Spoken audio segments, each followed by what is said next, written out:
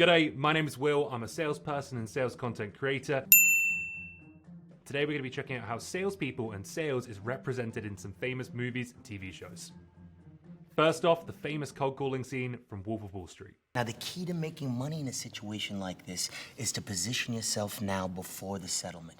Because by the time you read about it in the Wall Street Journal, it's already too late. And you wait.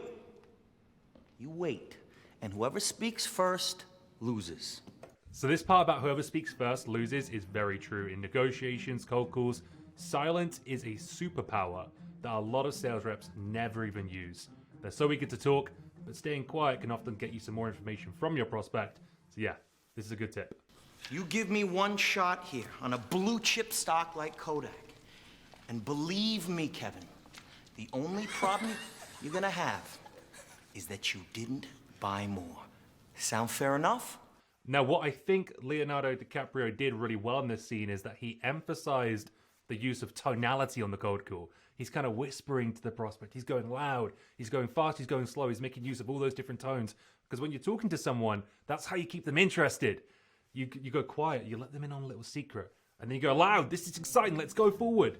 Doing those little things can just help make the difference between not just what you're saying, but how you're saying it to the prospect as well. Next film we've got is Boiler Room with Vin Diesel. Let's take a look. I'm really busy, Seth. No, look, I understand, Doctor. I'm really busy here myself. Look, we're gonna come back to you in 1 month with one idea and one idea only. If you like what we had to say, great. We'll do business. If not, worst case scenario, you're gonna hear yourself a new business idea. Whoever took that X-ray, it is useless. He sounds desperate, and the doctor isn't listening. This is just another sales call.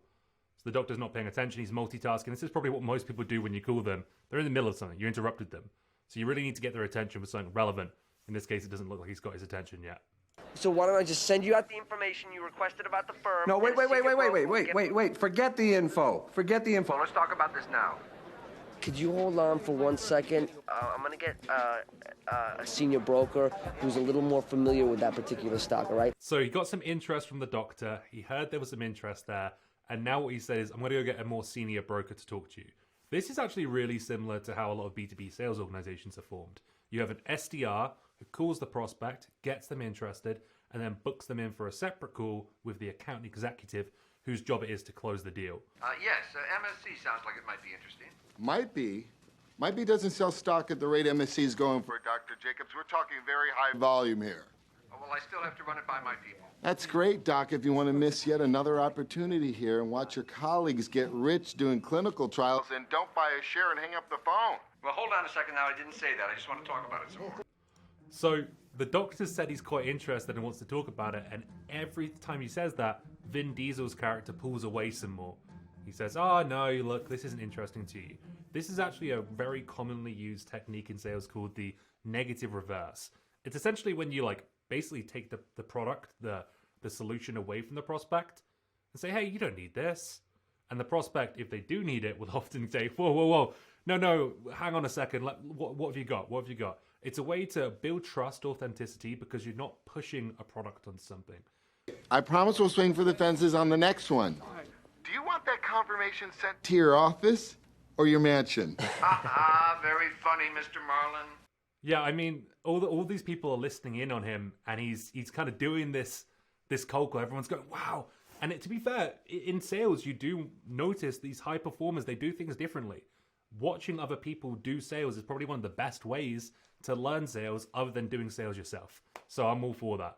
These days, you have tools that actually allow people to listen to your calls after the fact, which is a lot of how modern day coaching is done in sales. But all these people crowded around him like that may have been realistic back in, let's see, 2000, 1990s, okay. Pursuit of Happiness with Will Smith, great film. I've seen it before. Let's take a look at this cold calling scene. All right, so our boy Will's rocking up at work, looking very good. Now, something I noticed in all of these clips so far, people have been wearing suits. These days that doesn't happen anymore because most sales reps are actually working from home, especially in the B2B space. What I'm wearing now would be pretty typical attire for someone working from home. Sweatpants sometimes. The prospect can only really see your face on a Zoom or virtual meeting. We're calling for Mr. Walter Hawk. We were all working our way up call sheets to sign clients. From the bottom to the top. Yes, sir. From the doorman to the CEO. Okay. They'd stay till 7, but I had Christopher. I had to do in 6 hours what they'd do in 9. Good afternoon. My name is Chris Gardner. I'm calling from Dean Witter. So he's got to go pick his son up from after work, so he's only got 6 hours, and the rest of the reps have 9 hours. There are definitely ways to do more activity in less time. They even now have phones that will make several calls at the same time. So you can make 5 cold calls at the same time, and if someone picks up, it drops the other 4 and puts you in contact with that one person. I'm glad I didn't do this finger, right? Walter Ribbon's office. Yes, hello. My name is Chris Gardner. I'm calling from Mr. Walter Ribbon. Concerning? Yes, ma'am. I'm calling from Dean Witter. Just a moment. Hello? Mr. Ribbon. Well, hello, sir. My name's Chris Gardner. I'm calling from Dean Witter. Yeah, Chris. Yes, Mr. Ribbon, I would love to have the opportunity to sit with you to discuss some of our products, and I'm certain that I could be of some assistance to you. Okay, he got past the gatekeeper. Mad skills. The gatekeeper is often the receptionist, the executive assistant, someone who picks up the phone for a company, who you have to speak to, who will connect you with the person you're trying to get to with that company. All right, next up, we got the famous Glengarry Ross scene. Alec Baldwin, let's go.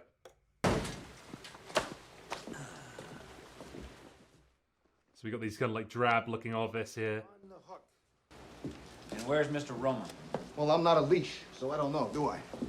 Every single one of these clips so far that we've seen, it's been an all-male cast.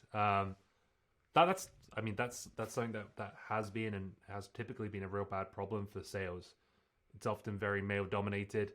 In recent years, some great progress has been made to make it a more welcoming career for women.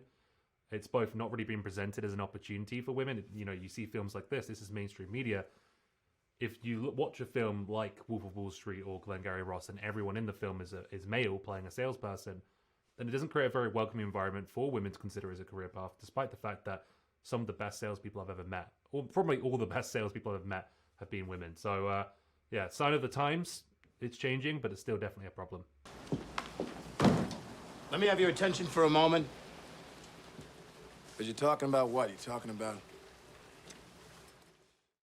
So it looks like they've brought in Alec Baldwin, his character at least, to come in and rouse up the team a little bit. Definitely external trainers do come in to sales teams and try and jazz things up. You sometimes have managers or high-performing reps from other teams come in and try and instruct the team. So this is something that's pretty typical. Because we're adding a little something to this month's sales contest. As you all know, first prize is a Cadillac Eldorado. Anybody want to see second prize? Second prize is a set of steak knives. Salespeople naturally, there's often competitions run to incentivize them. They're naturally quite competitive with each other when you put numbers alongside each other like that. A, B, C. A, always B, B, C, closing. Always be closing. Always be closing. Always be closing, another famous reference from this film, ABC, always be closing. What he's actually talking about there is that really in sales, the idea of closing, you should always be moving the customer towards the finish line. You should always be thinking about, okay, how are we going to move this to next steps? Or how are we going to ask for the sale? Or how are we going to be thinking about the end state where they have this product? So you're not closing from the start of the call, but you're moving them towards that. That's something that's in mind. Either that or ABC stands for always be crying, which would also be pretty true for most salespeople. Next up, Mad Men. See Don Draper and what? Well, technology is a glittering lure, but there's the rare occasion when the public can be engaged on a level beyond flash. Yes, so in this scene, Don Draper is at the client's office, so there it is, and he's doing a little presentation. Typically, a presentation or a pitch like this would happen after some initial conversations. It wouldn't be the first conversation you're having with a customer, like a cold call. This would be typically something you've planned for, maybe you've asked some questions, gotten a brief from the client, and then this is the point where you come in and do that presentation to show them what you got. Really put your money where your mouth is, and then ideally close the sale. These presentations would often happen in person back in the day. These days, more and more are happening online, virtually, via conferencing platforms like Zoom, especially in software sales, because most sales teams these days are completely 100% remote. So instead of in a boardroom, a sales rep might be doing one of these presentations from their office, like I am now. Teddy told me that in Greek, nostalgia literally means the pain from an old wound.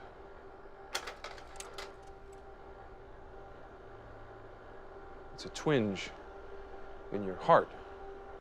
Okay, so in this case, he's come in and he's using some really, really good storytelling skills here. He's kind of saying, back in this time I spoke to this person. He's crafting this beautiful story, which is keeping both us as the viewer and the prospects he's got in the room with him engaged.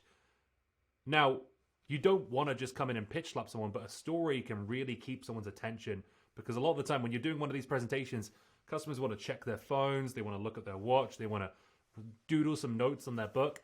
So being a good storyteller is a really good skill in sales.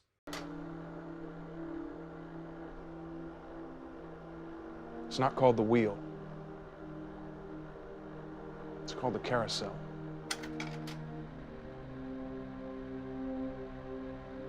It lets us travel the way a child travels.